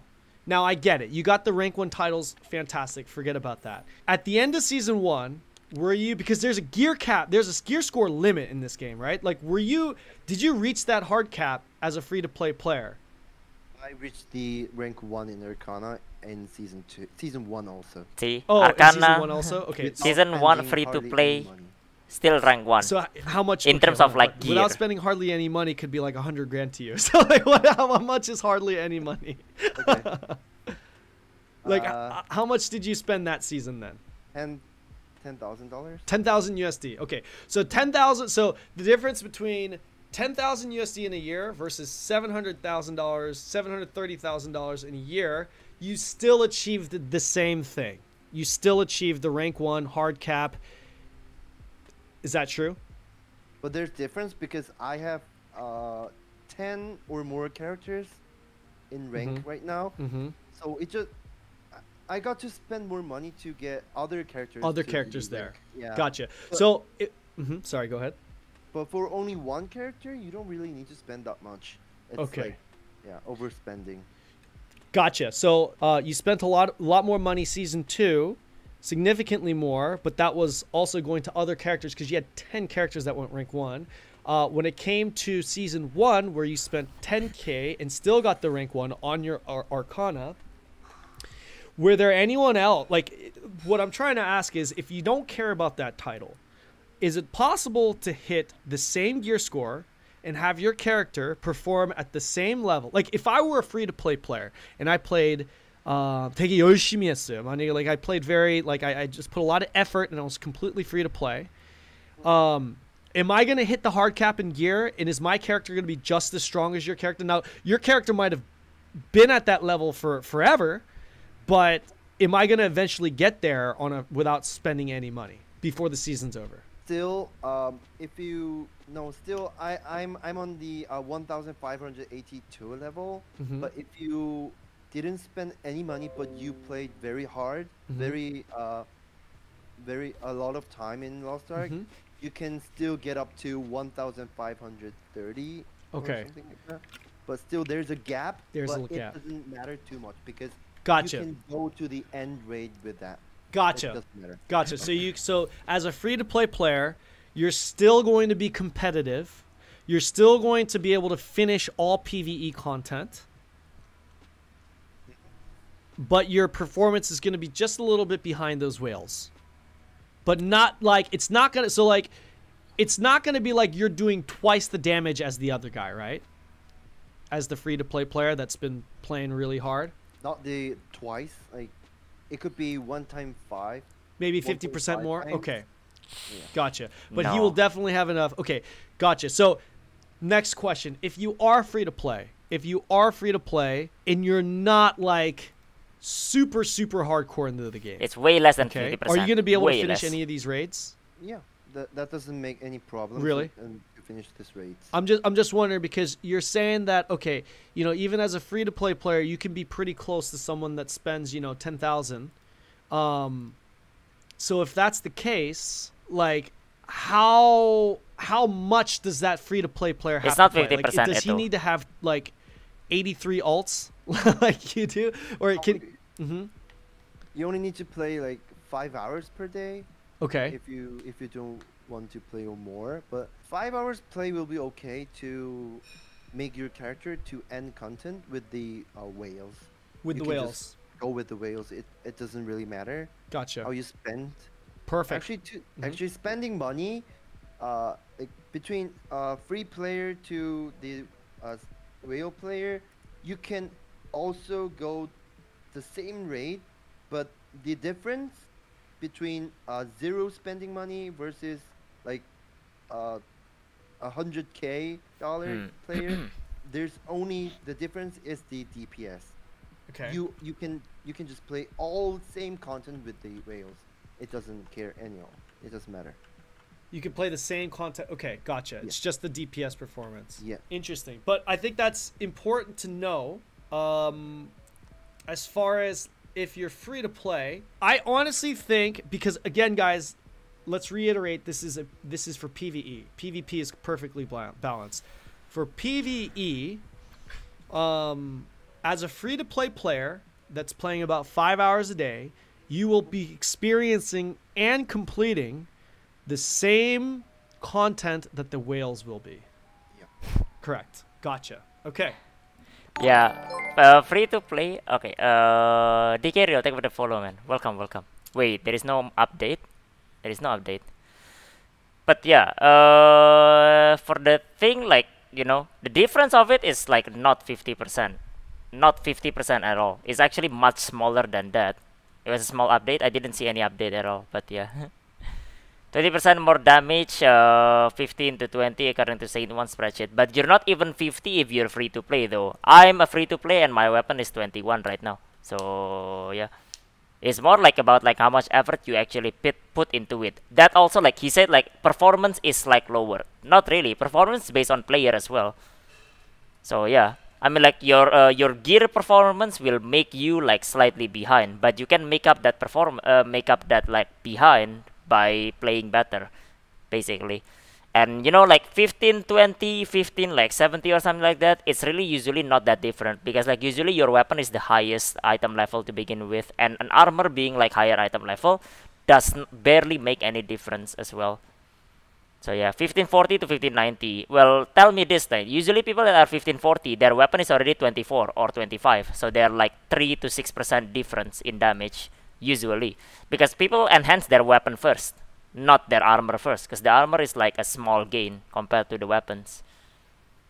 Like me right now, my weapon is the highest enhancement, obviously, because a DPS class, right? A DPS player. So yeah, usually at a 1540 to 1590, if your weapon is already high enough, usually you don't really get that much of a difference. Is it updating right now? No, it's already running.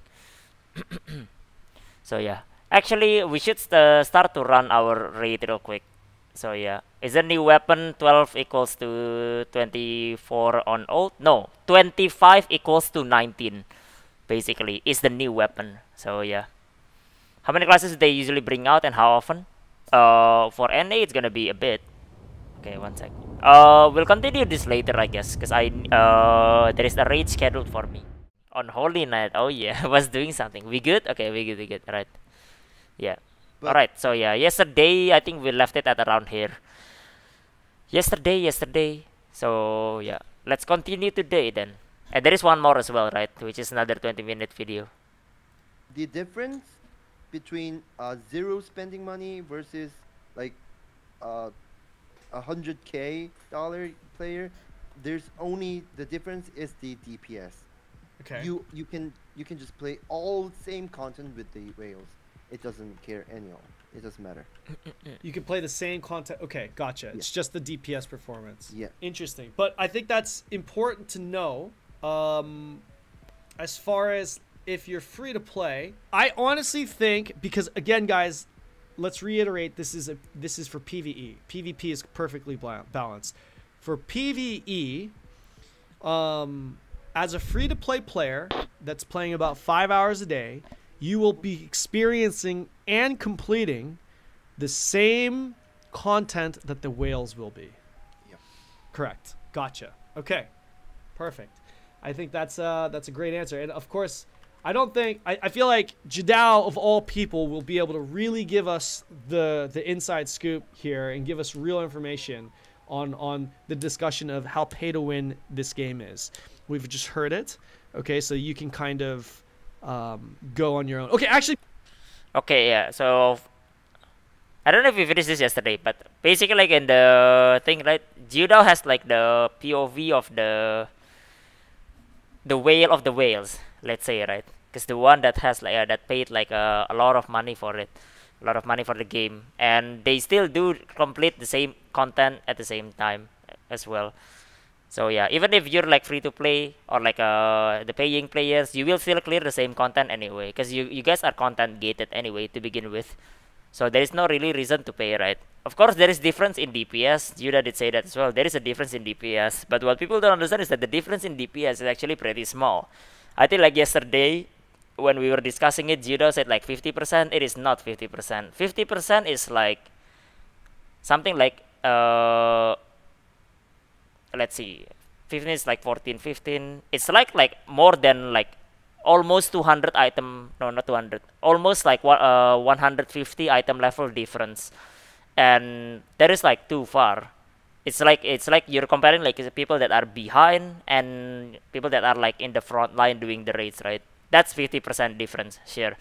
But if you like, let's say you're free to play like me, have like a 21, 22 weapon with like the whales at 25, you have a difference of like, let's say 6 to 9%. So 6 to 9% is something you can overtake by playing better. At least in my opinion, yeah.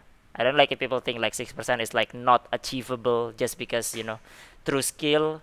But I think it is achievable. Alright, let's go. Before I ask this question, so as a free-to-play player, what's the best way to progress? Like if you're like, hey, I'm totally free to play, what's the best way to actually get your gear up and progress? I only can say that spending time can upgrade your gears.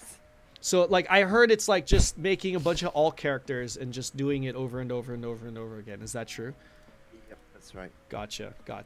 To be competitive though, like how many alts would you say you need to Oh, I'm curious here. Play or to the characters, alt characters? Yeah, how many would you say to be competitive as a free to play? Normally, many people play 3 or 4 alt characters. Okay. With one main character.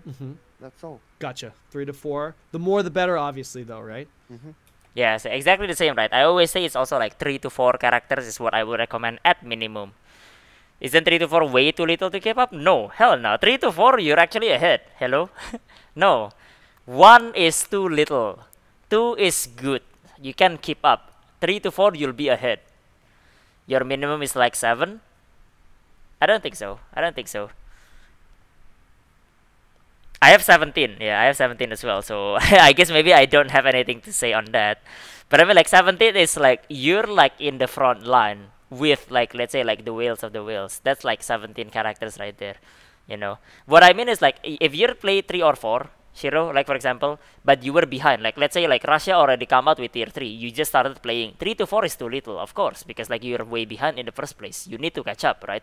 But if you're like playing from the start together all the way to the end, 3 to 4 is way ahead. You know? So I guess it depends on like when you actually start. Yeah. And then you will get more eventually. Assuming NAEU will take the JP approach on treatment, you would get free boosts, right? Even if you have one character, right? In about a year, you would get 6 character already for free because of free boost. Unless you're in Russia, then you get nothing. Good day, sir. 18 or don't even play. You mean 24, Sharday? Because 24 is the new slot limitation in KR. Every server can have 24 character. So 24 or don't even play. Russia. Yeah, even Russia, you get nothing. Good day, sir. Okay, next question. In your opinion, how much and what kind of advantage does paying to win give you? So this is kind of like the same question. Sorry, I should have proofread these questions. So, okay. Yeah. It's just your own satisfaction. It doesn't matter on the raid. You can just enjoy looking at more DPS than free players. That's all. Right. Is there a DPS meter though in the game? There's not in game, but only in the DPS room. Oh, gotcha. In the DPS room. Gotcha. All right, perfect. Okay, yeah. So to elaborate on that, right? So basically, like, how much, like, what kind of the advantage is the DPS, right? As we said earlier, is the DPS is higher. Do you see the numbers? Yes, you do. In the end of the screen, you actually get to see like the MVP screen, right? And the MVP screen does show the amount of damage that the highest person do, let's say, right? If they are the MVP. Sometimes support is MVP, so you don't even see it. But when you do see it, you can see you out DPS these people, right? But then like, you overgear it, right? So basically, if you out DPS people by overgearing it, it's not like, oh, I did great. I out DPS everyone. You're not gonna think that because like, well, I overgeared it. So this like extra DPS doesn't mean anything, right? But if you do get out DPS by free-to-play player, which I did, by the way, I regularly DPS plus 23, 24 weapon. I actually just did it earlier on Cal Eligos. Then what do you think? Where you get out DPS by a free player. But yeah, it's not really that much of an advantage for you to do, to get out of it. And your satisfaction as well. Are you satisfied with that, basically? Or not, right? So yeah. Jiudau's thought on class balance was eye-opening. Was that in the next video? We'll see, Shiro, later. We'll see. You need to do all dailies and weekly content on each one. Don't think you'll be doing all that on like 10 plus character. 4 to 5 already a lot. Here is the thing, Wrath. There is a rest bonus in the system in the game, right? If you abuse that, you can divide your character by 3. I have 17 alts, right? I don't do dailies on all of them. But anytime I do dailies, I get double the loot because I rotate through the rest bonus. So if you can play 5 character, technically you can play 15. Technically. And you would get more, in a way. And not even including the amount of weekly they can do as well. Because the weekly directly relates to your how much gold you earn per week. So yeah, MVP is no other than support. Cleared some because of support. Skill is such a huge price again, getting high numbers. There is also another thing, yeah. But advantage is DPS, right? When you get to the Legion raid tier, right? Or basically like any raid that is like basically still on content, right? Messing up mechanic, you kind of just die. No amount of wailing can save you from falling down in Voltan. No amount of wailing can save you from getting charm in Biakis. You're just gonna get charm and then you're gonna kill your friend so fast because you overgear everyone else. So that's even like worse, right? That's even worse in that case. So yeah. So you guys watch it already? We'll see. We'll see it after this, Shiro. After this. So yeah. Didn't watch the PvE? Not yet. Might be a big issue. It happens, Shiro. It happens. Perfect. All right. Next question is, this is actually the last question. If you were to pay to win, what is the best way? Oh, interesting, dude. This one I don't know because I never done it. So we do have people that want to whale out, and they just want. A lot of people want to know. Okay, I'm ready to throw my money into this game. What do I need to buy? What? And of course, it's there's there's things that are changing on a week-to-week basis. But if you can kind of just give a basic outline, like for example, I don't know, let's say in the cash shop there's an event, like they'll have weekly deals. You know, keep an eye out for those weekly deals and buy them when they, you know, sell good stuff. Or maybe it's like, hey, buy, like in BDO, it's like the only way to pay to win is to buy costumes and sell that shit on the marketplace. You know, like what would you say is the most effective way to pay to win in this game? You need to buy all the packages, all the like packages stuff in the Lost Ark shop. Okay. And also you charge the crystal and you change it to gold. Gotcha. And since you get the gold by changing in the trade market, you buy the materials for enhancement, and then you enhance. Gotcha. With that gold. Yeah. Pretty simple, it seems like. Pretty simple. And by the shop, do you mean the Marie Pimir Sangjam? Marie Black Market. The Mary's Including Mary's Secret Shop. Okay.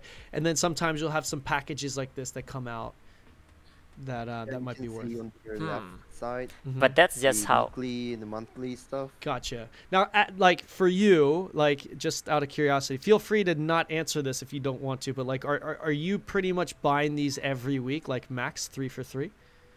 Since I get over 500K every week, 500K of gold every week, over sometimes. Wow, okay. I don't actually need to buy those stuff anymore because I gain a lot of gold by playing my characters. By playing the alts, okay. So, not anymore, but I did. You did, okay. So like now, moving forward. Okay. Anymore. So yeah, for the thing, honestly, Jiudau just like say like basically what you do with like if you spend money in the game, everything actually, everything including it. I'll reiterate real quick. Sorry. Dolphin can't really hate. Yeah, you're gonna be a dolphin, Shiro. Yeah. So basically, right, you get. Okay, so I don't know if you guys can see this like close enough, but basically there is this packages, right, which has a limitation to buy, right? This limitation is like it's basically a good deal to get like these materials from the game itself, right? And then like once you run out of this, then obviously you cannot buy anymore. For example, this one is like 3 per week. You guys can see it, I assume. Yeah, $3 per week to buy, right? This one is like $5 per week. Once you bought it, you cannot buy it anymore. Then after that, like Jiudau elaborates, right? After that, you convert your crystal, your royal crystal, which is money, into gold, right? If you convert it into gold and then you buy the materials through the auction house, you're basically kind of like paying people. You're kind of like paying people that are selling those materials. People like free to play. People like me, basically, right? And that's basically how the paying thing works, right? If you wanna be efficient with like the paying, right? From what I know, yeah, based on my friend's suggestion, is you buy this limited packages one, because those are the one that is like positive. The rest is basically at best break even with like because you're trading with other players instead. So yeah. Cuckoo Satan is Congress crazy Satan. Cuckoo Satan. No, Cuckoo is the little clown. Satan is the big guy, the human. So yeah, another big one that I know is playing a class that will be most popular in alt. 50 crystal for that first box, yeah, $55 right there, $55K. Yeah, that's $55 over there to buy that crystal. Is it like way more efficient? No, not really. It's like probably like 10 to 20% more efficient than buying it from the market. So yeah, $250 a week, no big deal. If you have the money to spend it, then yeah. But if you wanna spend it efficiently, you do buy it through this like specific boxes, and you do not trade it with other player. Because trading with other players, as I said, right, at best break even. Because, well, you're just trading with other players. Other players get your money, you get their materials. Simple as that, basically. And that's to the extent of it, basically. Like Jiudau already said, like that's basically everything you do with money in the game. More because I gain a lot of gold by playing my characters. By playing the alts, okay. So, not anymore, but I did. You did, okay. So like now, moving forward, because you have a lot of alt characters set up and you're playing a lot, right? Now, is it possible, like, let's say season 4 came out, like next season came out, like We don't even the have next season 3. season, if you didn't pay to win, but you have like all these alts set up and you're making that much money every day, is it possible for you to hit rank 1 or max gear score or something like that, or no, you're gonna have to swipe again if you want to get that? It's possible. It is possible. Okay. Yep, it's possible. Okay. So so I just asked him, because he's making over 500,000 gold a day, right? A day. Is it Yeah, possible week. to keep up and be in the rankings and be considered a ranker for him now? Like I said, if the new season were to start today and he didn't swipe and he played free to play, but he's, you know, obviously invested into this game enough with all of his alt characters and making all that money per day, like 500k a day, is it possible for him to now go the free to play route and still be considered a ranker? And he said it is possible for him. So that's good to know. It is possible, basically, because it's all about like how much gold you have. That's basically what paying money is for. It's about like getting up as much gold as you can, right? I am free to play and I have like 800,000 basically right now. Well, close to 1 million because people owe me gold anyway. But yeah, it's all about gold basically in the end. Specifically means you play like a job. You play like a job, but it doesn't mean it's not impossible, right? 500k, no, he said 500 a week, Shardy. He already like corrected himself. So yeah, Sam AK40, thank you for the follow, welcome. He just wrong. He's just like he just said it wrong basically. He did like fix it. Okay, you guys that don't see it, let me just for the rank golden. So right there, a week. You see it right here, 500 a week. He knows that he said it wrong. Okay. New season we're invested into this game enough. So after paying 700k to stay number 1 by going free to play, I mean, like, he probably can, because he earned like so much. He said he earned 500k a week, right? So let's say like tier 4 comes out within like the next like few months, let's say, right? Then at that point you're able to like save everything. 500k a week is insane. It is insane. It is insane. But then again, I do get like maybe like a quarter of that a week as well as a free to play. So it's about like how much you get. Yeah, invest at the start. Very low price, purchase cash up item, wait for it to boost profit. That's like flipping though. That's standard flipping. It's because like, so at this point, right, Jiudau's alt is all like 1575 plus, which is like high item level. He can get so much gold out of that high item level, right? Normally people only have 1 or 2 character that actually is that high. So with that amount of like characters at that high item level, you kind of get the return. It's basically self-sustaining already. Like it just gives you back everything at this point. You don't need to spend on them anymore because they're basically almost capped out. So all you need to do is just wait, right, until the next tier comes out. Can you link this interview? Yeah, sure. Right.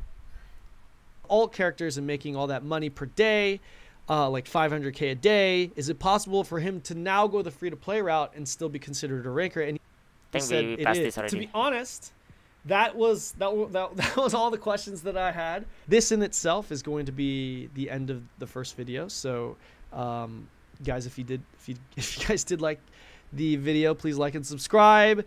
Show Jiudau some love. He's streaming on Twitch. How many days a week are you streaming on Twitch, Jiudau? 5 days. 5 days a week. You guys have to check him out. 저녁 시간? 한국 저녁 시간인가요? 한국으로 4 p.m. to 10 p.m. in KR time. Korean time, 4 p.m. So that would be like NA mornings, guys. NA mornings, Korea evening, late afternoon to evenings. Definitely check him out. I mean, the guy is super knowledgeable about the game. Great content creator, and he speaks fantastic English. Seriously, his English is phenomenal. So definitely check him out. All right, guys. Yeah, it's kind of a job to stay at the top. Kinda a job if you wanna be free to play to stay at the top. Yeah, if you wanna free to play at the start, it's also a job as well to actually like be like, let's say, rank 1. But you don't need to be rank 1. No content in the game requires you to be anywhere near that item level to actually do anything. So yeah.